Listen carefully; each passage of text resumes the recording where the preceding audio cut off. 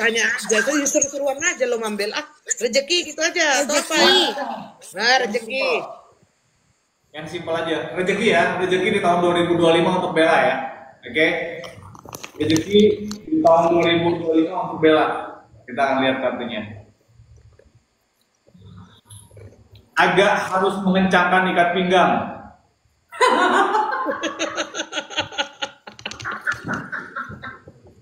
Jadi, nih harus mengencangkan ikat pinggang dalam arti harus dibenahin manajemen keuangannya harus dibenerin. Jadi banyak sekali bleeding atau banyak sekali pengeluaran yang gak penting yang dikeluarin di tahun 2025 ini. Oh, tahu aku. Pengeluaran apa? Tahu aku. Itu. Tidak di tahun ini aja, udah bertahun-tahun dia jadi top spendernya HWG. Lanjut.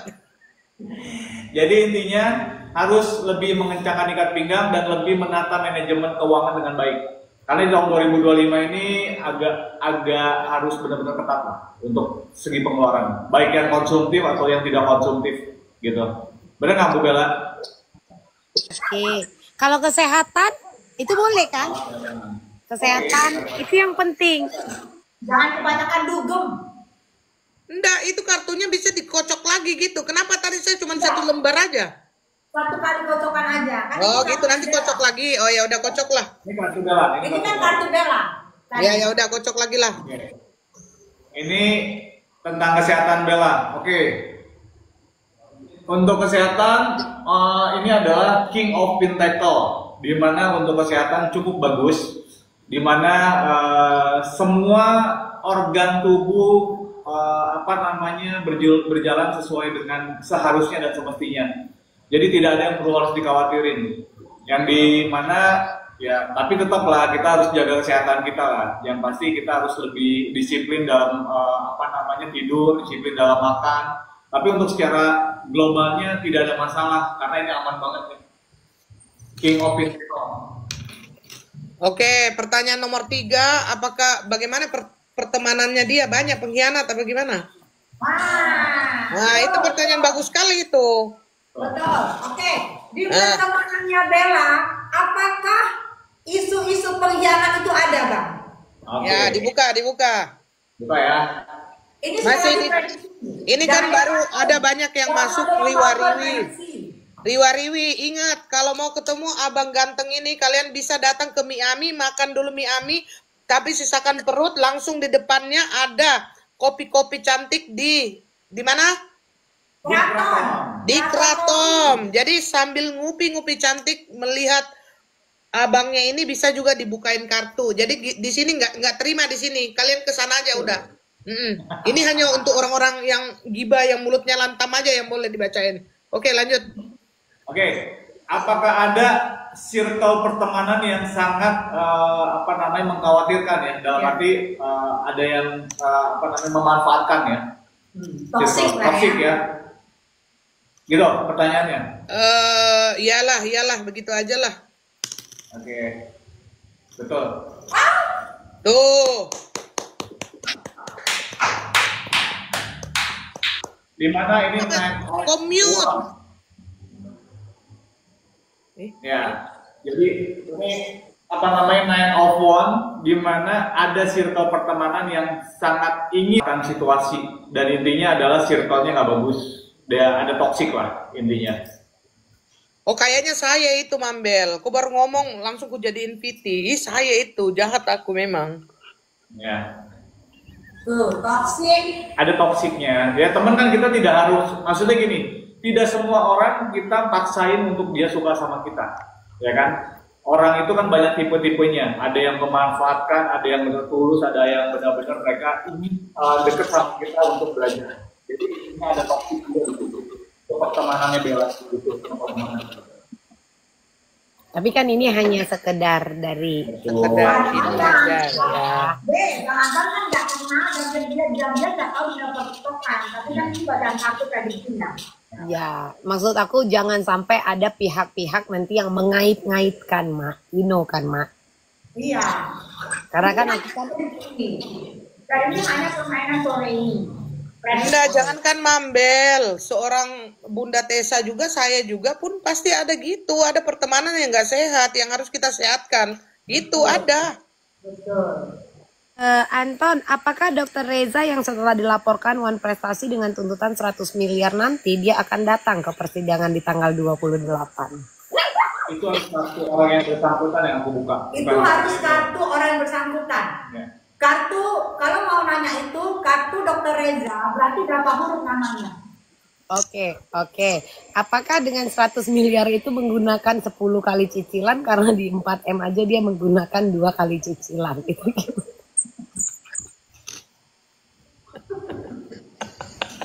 Tidur kau Mambel. Kalau kau bangun Sama bahaya. dengan kayak Google bingung ya, apa ini katanya apa ini? makasih ya Anton, sehat selalu. Thank Aku you. tutup ya kartunya ya. Iya, thank you. Karena begitu ya. Tutup ya. Udah aku turun ya, Mak. Udah naik. Situ aja. Ih, Kok parah? Aku mau live YouTube ya. Aku di mana ya? Mambel, sekali-sekali itu kita acara yang bener-bener gitu loh, kayak ngupi-ngupi, makan. Kamu mah setiap acaramu itu jam 12 ke atas, nggak ada acara baik-baik gitu. Nggak ada. Makan gitu, arisan kayak apa, makan gitu, nggak ada. Aku nggak ada arisan. Apa acara apa gitu loh. Mana ada yang percaya arisan sama aku? Kan aku cuma jual tas. Mana mampu? Bukan arisan, acara makan-makan gitu, nggak ada dia. Acaranya dia jam 12 ke atas kayaknya. Biarinlah. Nggak ada. Agenda hidupku nggak ada yang begitu. Emang kayak gini. Jangan. Kalian nanti ini, kalian mau berantem aeng. Mak Tessa aja lah yang kalian berantamnya. Aku jangan, nggak kuat aku. Gue pula yang diberantemin. Kenapa sama gue, Man? Ngadi-ngadi loh. Kok gue yang diberantemin, B? B, tanggal 28 pada datang nggak? Koko sama B. Aku. Aku kerja itu tanggal 28 hari Selasa. Mambel pergi nggak, Mambel? Ya, kita lihat nanti. Tapi maksudnya itu Nikitanya ada nggak? Itu kan diwakilkan ya, kalau aku tidak salah kan yang melaporkan Bang Fahmi ya. Melalui kuasa hukum kan. Iya kan? Iya, tapi kan Bang Fahmi menghimbau. Enggak lah, bukannya Bang Fahmi menghimbau kalau kalian bisa datang. Nah, berarti kalau Bang Fahmi menghimbau, berarti itu kan biasa dari Niki. Aku lihat wawancaranya dia di YouTube. Buat yang mau datang, buat teman-teman Niki mau datang, silakan datang tanggal 28, sidangnya jam 10 pagi. Berarti dia habis maghrib ya Bang? Habis maghrib jangan lupa kita live YouTube, kita akan buka kartu yang lebih wow. Tentang siapa yang kalian mau. Oke. Sama sore Ini- kasih mau lihat. Bel, Iya, Mak. Kalian itu Kayaknya biasanya kalau ini mau ya. tahu tentang ini kan, apakah Nikita bebas tuh? Kalian tanyain sama abang yang ngucut kartu tadi itu, gitu loh. Atau Ya. apakah ular akan dikandangin? Ya, kok tanya aja semua suka hati kalian mau tanya gitu. Sebentar. Ini ada Nando Official. Mami, salam Mambel. Yang heboh itu wartawan, bukan Nando kita. Jadi yang aku notice itu adalah Nando S, Bang. Aku dari awal sudah bilang itu nama akunnya atas nama Nando S. Karena waktu Dokter Reza penambahan BAP, Nando S itu kan nge-live juga di Polda. Nah itu udah jam 10 ke atas, sudah selesai semua. Ada viewer yang bertanya, Niki kapan bebas? Oh Niki 2 Mei dia akan P21 dan dipindahkan ke kejaksaan. Sebagai seorang wartawan, itu kan, iya gitu loh Bang, maksudku gini. Sebagai seorang wartawan, kita kan ada etikanya kan Bang. Memberikan informasi yang sesat, apalagi dia secara lisan. Itu kan tidak boleh kan. Dia kan harus mematuhi aturan-aturan SOP kalian. Nah itulah yang kutanya, aku kejar dia. Kapan, mana, kok nggak terbukti, apalagi setelah dari 2 Mei. Habis itu aku diblokirnya. Nah, kemarin itu dokter detektif yang buat laporan ke Polda, aku nyamperin. Sebenarnya aku nyamperin, aku udah di parkiran Polda, tapi dia nggak ada. Yang ku telepon Bang Iwan, Bang Nando. Yang ku telepon itu Bang Iwan. Aku tuh sebenarnya sering ada kerjasama dengan kalian yang pada wartawan-wartawan di lapangan. Hanya saja kita nggak saling kenal, mungkin kita sering ketemu, tapi kita nggak berkenalan gitu. Maksudku, Nando S itu jangan memberikan informasi yang sesat. Dan dia harusnya klarifikasi atas statementnya. Sayangnya, aku tidak merecord itu aja. Bukan Bang Nando Official, Nando S. Itu sebenarnya. Kalau sampai ada yang nge-DM ke abang karena miscommunication, aku yang minta maaf karena yang ku omongin itu adalah Nando S. Maghrib, silakan Kak Tio, close TikToknya, silakan ibadah, ya. Itu ya Bang ya, clear ya. Soalnya dia ini kejar-kejar. Lah, kok bisa Nando itu berdasarkan apa ngomongnya? Nah itulah kenapa kemarin Berdasarkan ngejar dia. Kan kemarin gitu dia ngomong gitu kan. Kutanya, yakin bos? Dia langsung nggak baca. Nah banyak, aku kan sambil live di akunku yang satu lagi kan Mak. Teman-teman pada masuk, info dari mana? Lu yakin gitu, nggak dibaca terus dia off. Dia langsung off. Ini ada Nando sih, ini Nando. Nando ini yang lu bilang yang Nando masuk sekarang. Kalau ini Nando Official, yang aku sebutkan itu adalah Nando S. Bukan lu deh. Nando S. Makanya dia nanya ini ke aku. Ya ini aku klarifikasi. Yang aku mau, Nando itu harusnya lebih bijak lagi sebagai seorang pers. Karena apapun itu sebenarnya kalau aku pun mau ngelaporin ya, aku ke Dewan Pers kan urusannya. Karena dia memberikan informasi yang sesat, itu aja. Apalagi kan dengan berita yang viral, objeknya adalah seorang artis yang dikenal, gitu Mak. Iya, harusnya nggak boleh begitu. Kalau ngasih berita itu yang akurat, yang fakta. Nggak usah berita yang menyenang-nyenangkan atau berita yang ini. Jadi kan kasihan. Dan mereka ini kan harusnya bukan ngajarin ya Bang. Benar-benar harus netral karena mereka kan tugasnya hanya memberitakan. Hanya memberitakan itu kan. Hanya memberikan sebuah berita gitu. Tapi kalau memberikan berita yang sesat apalagi secara lisan dan secara live. Nah itu dia. Engge bener. Engge. Sudah aku bilang. Iya wartawan harus netral betul kayaknya. Jadi tidak ada berat sebelah kecuali kalau misalnya wartawan abal-abal. Nah, menurut kalian, kenapa lu ketawa? Kok pada ini? Kenapa kokoh?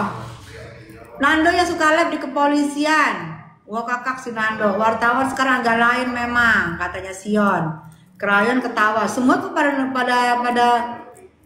nggak ada suaranya. 28 NM sidang Wan Prestasi nggak datang nggak seru. Datanglah. Koko Bella datanglah. Kita datang kita langsung memberitakan dari luar persidangan. Enggak Kak Sion. Ini jangan kalau kakak bilang wartawan sekarang itu kan general menyeluruh. Kalau aku tidak mau menyebutkan oknum wartawan, enggak, aku sebut aja namanya. Karena kan memang Nando S-nya sendiri gitu. Kalau kalian bilang wartawan, itu general, semua kena gitu Kak. Iya, kalau mereka kan tulis kan mereka nulis masukannya lah be. Dia bilang wartawan, Anda pikir oh ini wartawan, dia tulis aja tuh. Tapi kan ada wartawan yang benar-benar netral, ada wartawan yang benar-benar baik, ada oknum gitu loh. Kadang-kadang oknumnya itu dia oknumnya itu kadang-kadang bodrek gitu loh. Jadi Kalau yang netizen kan dia nggak ngerti, tahu ya dia kesel aja kan, kenapa sih wartawan gitu, padahal sebenarnya oknum. Betul, padahal sih Nando nggak mau di-spill mukanya, ternyata Iya, bukan abang kok, Nando S yang Nando aku. yang suka lebih. Betul Kak Oncom dia. Ya, Pokoknya kalau Nando official ini Nando ini adik-adikan aku orangnya, makanya aku tanya si Nando. Oh gitu, Mami Tessa tahu aku kalau Nando ini gimana? Enggak, kalau Nando ini orangnya, ini adik-adikan aku orangnya baik. Bukan lu Dok. Maksud aku kemarin itu kenapa aku mau nyamperin, bukan aku mau, ini bukan sebuah ancaman, enggak, gue mau face to face dan lu klarifikasi, itu aja. Karena kan sebagai seorang pers harus benar-benar tugasnya itu berdiri di tengah dan memberitakan. Hanya cukup memberitakan, bukan memberikan info yang sesat. Gitu aja. Orang pansos sibuk sendiri pada posisinya cuman omdo-omdo. Iya, ILC juga sama sayang, mereka membahas pemerintahan, komplain sana. Cuman ngomong-ngomong juga. Jadi kalian tergantung kalian sukanya apa. Kalau kalian kita ini bertiga kadang-kadang membahas yang viral. Kalau kalian nggak suka silakan blokir karena kami itu peminatnya banyak sayang. Nah kalau kamu mau komplain, kamu komplain tuh di TV-TV tuh banyak. Setiap hari juga mereka menceritakan orang. Itu maksudnya, gitu loh. Yang setajam silet, sekasar sikat. Nah itu dulu kalian komplain. Kalau udah berhasil baru ke sini. Gitu. Begitu sayang. Enggak, mereka ini kan yang oknum-oknum buzzer ini kan mau menjatuhkan mental kita yang bersuara. Kalau bisa jangan bersuara, biar suka-sukanya mereka. Ya nggak bisa lah. Kalau kita mau bersuara, lu larang-larang kita. Yang iya, lu aja matikan handphone, lu jangan lihat kita. Atau lu klik tombol blok, sonono keluar lu sonono. Udah gampang, nggak usah lu pada heboh menjatuhkan mental kita. Lu semakin menjatuhkan mental kita, semakin terbang di awan-awan, di awang-awang sonono.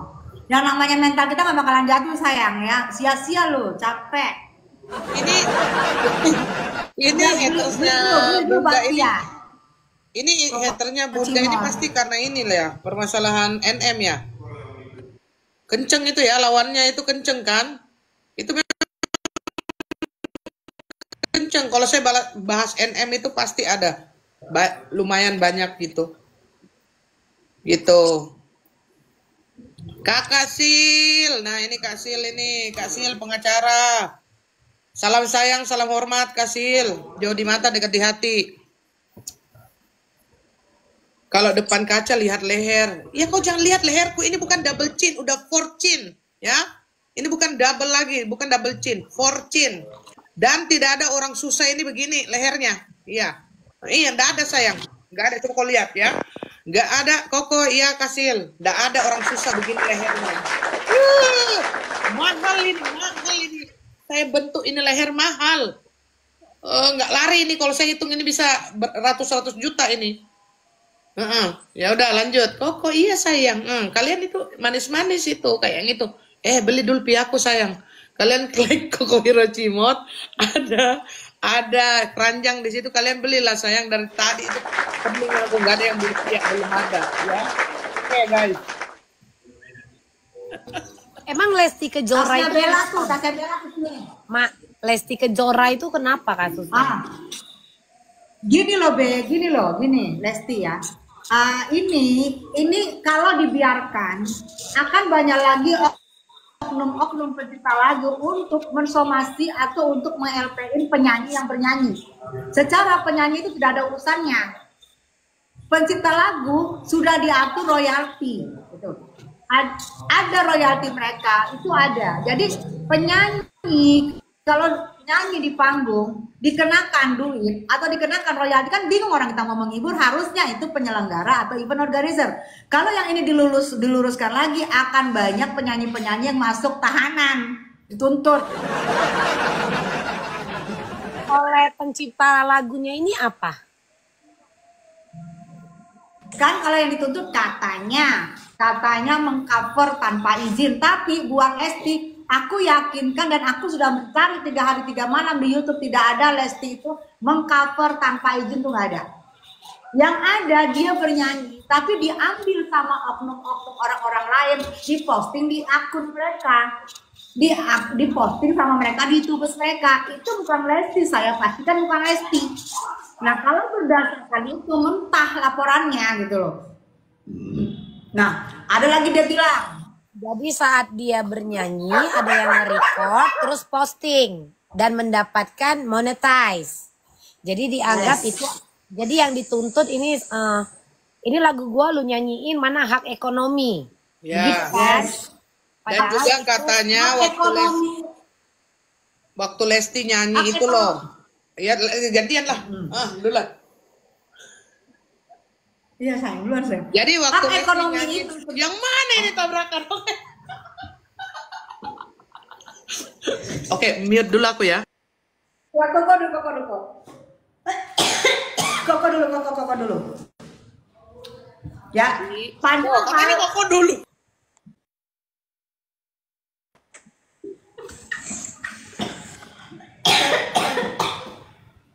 ya udah aku diam.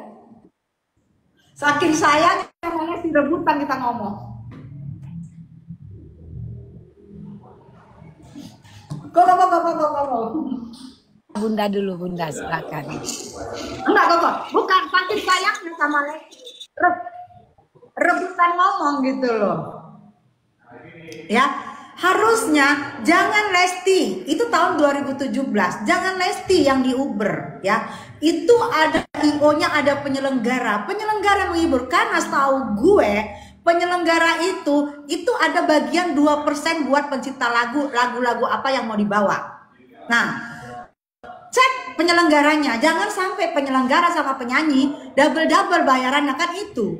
Karena bagaimanapun juga penyanyi kayak Lesti itu ada manajemennya, ada ke manajemennya Lesti aja urusin, nggak usah ke Lestinya. Kenapa harus ke Lesti? Lesti kan tujuannya menyanyi, menghibur, ada manajemen, ada penyelenggara lagu, ada event organizer yang mengatur Lesti. Ngomong aku udah. Tuh ada kan Mbak si Ngomong kok aku udah. Si kolor hijau, Mbak si kolor hijau dia bilang begini, katanya tanpa lagu itu Lesti itu tidak mungkin bisa jadi artis seperti sekarang ini. Tetapi kita itu udah tahu perjalanannya Lesti itu bukan artis yang penuh dengan sensasi gitu. Dia ada di segala zaman karena memang dia baik, suaranya bagus gitu. Suaranya bagus, dia baik, dan dia itu bukan artis karbitan yang karena sensasi makanya dia naik gitu loh. Jadi yang bikin kalau dia bilang, aku itu ya protes banget gua sama. Siapa ini yang gak ada sinyalnya?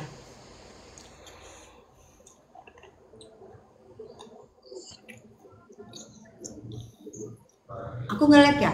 Itu yang aku nggak setuju sama si hijau, sama si baju hijau itu manusia laut. Aku nggak setuju ubur-ubur manusia laut itu.